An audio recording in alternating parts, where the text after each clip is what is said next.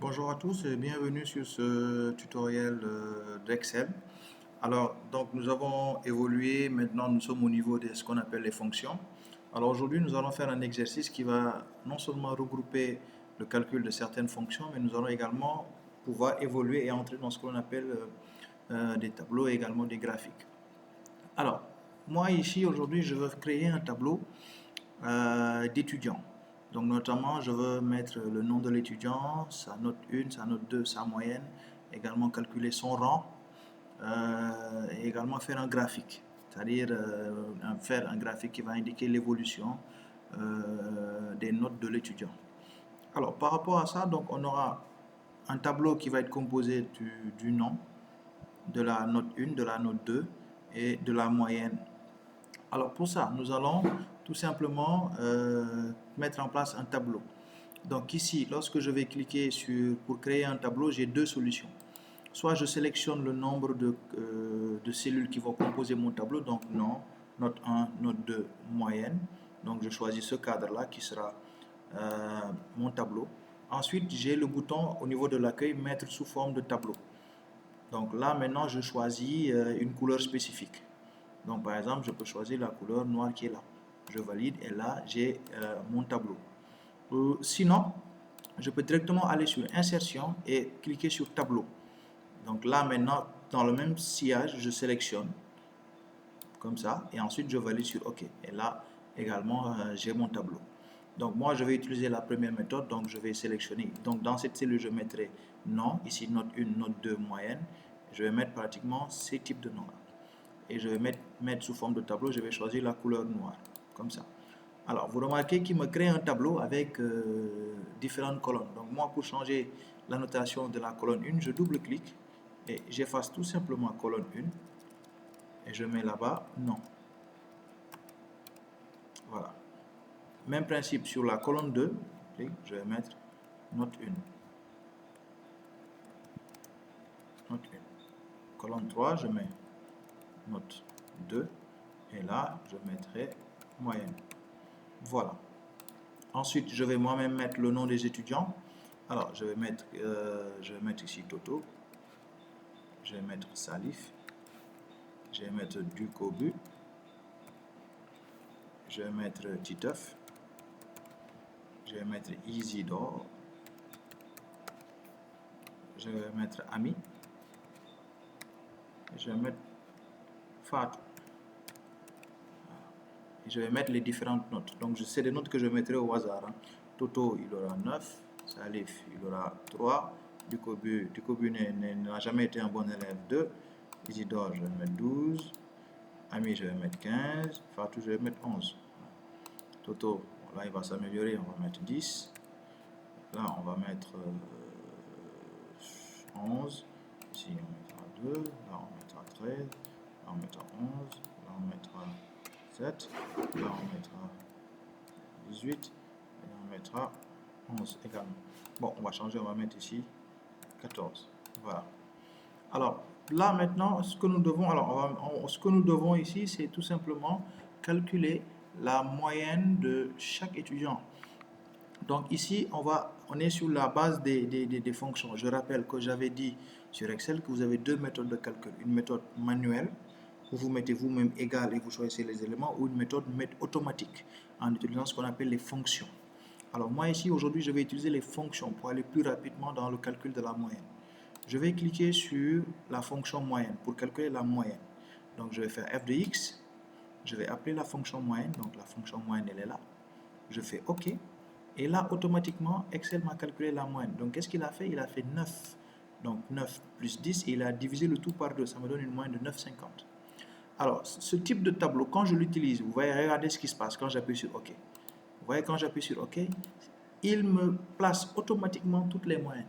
Pourquoi? Parce que c'est le type de tableau que j'utilise. Donc quand j'utilise ici ce type de tableau qui est appelé des tableaux automatiques, donc quand je fais le calcul sur une ligne, il va faire le calcul sur l'ensemble des autres lignes. Donc comme vous le voyez ici, j'ai tout simplement calculé la moyenne de Toto et automatiquement il m'a calculé la moyenne de Salif, de Titeuf, de Isidore, etc., etc. Donc ici, je peux reprendre également le même principe. Donc qu'est-ce que j'ai fait? j'ai tout simplement cliqué sur moyenne, j'ai fait f de x, je suis allé chercher la fonction moyenne qui est là, j'ai validé sur la fonction, et là automatiquement il m'a fait le calcul. J'ai validé sur OK, et là il m'a affiché la moyenne de tous les étudiants. Maintenant, on me demande de rajouter ici une colonne état pour dire maintenant si l'étudiant va passer ou redoubler. Alors, l'un des avantages de ce tableau, alors il me suffit par exemple dans cette colonne, je veux rajouter cette colonne, de mettre tout simplement état, tout simplement, et automatiquement vous voyez, c'est un tableau automatique. Directement, il est généré par un tableau. Alors, je vais vous reprendre ça encore. Alors, qu'est-ce que j'ai été obligé de faire? Donc, je veux rajouter une colonne ici pour mettre si état. Donc, état, qu'est-ce que je mettrai dans état? Je vais tout simplement mettre deux types de valeurs. L'étudiant va passer ou redoubler. Donc, je mets ici état. Et dès que je descends, automatiquement, il est intégré dans le tableau. Alors, qu'est-ce que je vais mettre dans état? Je vais dire, par exemple, dans état, que l'étudiant passe ou redouble si sa moyenne est supérieure ou égale à 9. Donc, si l'étudiant a une moyenne supérieure ou égale à 9, il passe. S'il a une moyenne inférieure à 9, il redouble. Alors, pour ça, comme on l'a vu dans la vidéo précédente, je vais appeler la fonction SI. Donc, je vais cliquer sur f de x, j'appelle la fonction SI. Donc, dans le test logique, qu'est-ce que je vais mettre? Je vais lui dire, Excel, vérifie la première moyenne.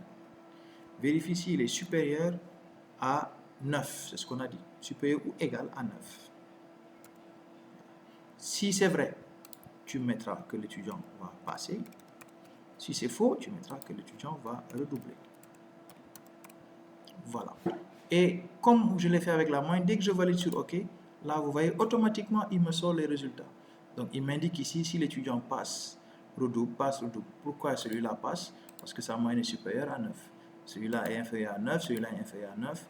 Donc, c'est ce qui fait que ces trois éléments-là redoublent et le reste passe également. Alors, on va également voir toujours une nouvelle fonction. Donc, c'est-à-dire, c'est la fonction qui est appelée rang. Donc, par rapport à ça, on veut connaître le rang des étudiants. Donc, on va créer une nouvelle colonne rang. Donc, la colonne, elle est là.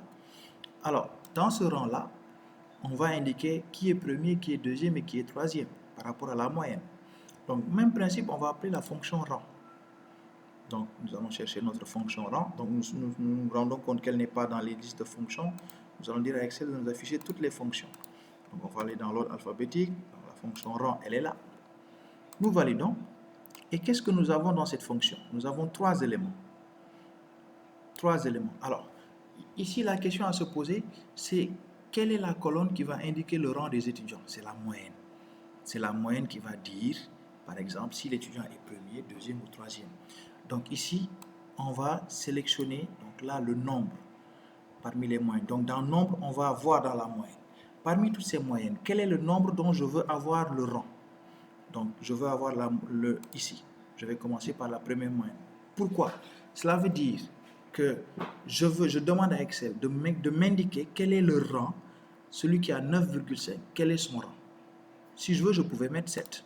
Si je veux, je pouvais mettre, mais je décide moi de mettre 9,5. Maintenant, dans référence, il va vérifier la moyenne 9,5 par rapport à quelle note, par rapport à quelle moyenne. Donc, dans référence, je choisis toutes les moyennes, ici. Donc, il ne pourra me donner le rang de celui qui a 9,5 que par rapport à tous ces moyennes-là. Alors, vous voyez déjà, il me dit que c'est égal à 3. Donc, il me dit que celui qui a 9,5 a un rang de 3. Donc, celui qui a 9,5 est troisième. Ensuite, dans l'ordre ici, on a deux choix, 0 ou 1. Lorsque nous mettons 0, cela veut tout simplement dire que c'est un ordre croissant. Lorsque nous mettons 1, nous pouvons mettre que deux valeurs, 0 ou 1. Lorsque nous mettons 0, cela veut dire que nous sommes dans un ordre croissant. Lorsque nous mettons 1, cela veut dire que nous sommes dans un ordre décroissant. Je m'explique. Alors, si vous mettez 0, c'est-à-dire celui qui a la plus forte moyenne est premier, celui qui a la plus faible moyenne est dernier. Mais par contre, si vous mettez 1, celui qui a la plus faible moyenne est premier et celui qui a la plus forte moyenne est dernier. Donc, c'est un peu l'inverse. Alors, pour revenir moi dans mon exercice, alors, il me suffit de valider sur OK. Et là, automatiquement, qu'est-ce qui se passe? Le rang m'a été calculé. Donc, ici, qui est le premier? C'est l'étudiant qui a une moyenne de 16,5. Qui est deuxième? L'étudiant qui a une moyenne de 9,5. Qui est troisième? Alors ici, nous avons deux troisièmes parce que c'est troisième ex aequo. Donc nous avons deux étudiants qui ont 9,5. C'est ce qui fait que nous avons troisième. Et qui est le dernier, le septième? C'est celui qui a une note de 6,5. Maintenant, l'autre aspect maintenant, c'est de voir également, de créer ce que l'on appelle des graphiques internes dans le tableau. On va demander à Excel de nous faire un graphique interne par rapport à chaque étudiant. Donc on va mettre ici une nouvelle colonne, on va mettre graphe. Donc automatiquement la colonne est créée. Et pour créer ce type de graphique là, qu'est-ce que nous faisons? Nous allons directement dans insertion et nous allons choisir le type de graphe que nous voulons avoir. Par exemple, des courbes. Donc nous allons ici graphique sparkline. Donc c'est différent. Quand vous allez dans insertion, vous avez deux types de graphiques. Vous avez des graphiques, donc avec des histogrammes et tout, mais vous avez ce qu'on appelle des graphiques sparkline. Donc ça vous est indiqué ici. Alors moi, dans ces graphiques sparkline, il y a trois types de graphiques sparkline: les courbes, les histogrammes, les positifs ou négatifs. Dans mon cas, je vais choisir les courbes. Alors, donc quand je choisis les courbes ici, il me demande de choisir la plage de données. Donc ici, la plage de données, c'est indiquer quelles sont les notes pour qu'on puisse donner l'évolution. Donc la plage de données, je vais choisir la note 1, la note 2 et la note 3, tout simplement. Et ensuite, dès que je valide, automatiquement, vous voyez, il me fait le même principe. Donc là, il me donne une courbe. Et quand j'utilise le recopieur jusqu'à la fin, donc là, j'ai différentes courbes. Donc là, pourquoi cette courbe-là? Parce que la note de l'étudiant, c'est d'abord 9. Donc ça commence 9, 10, ensuite l'étudiant remonte 10.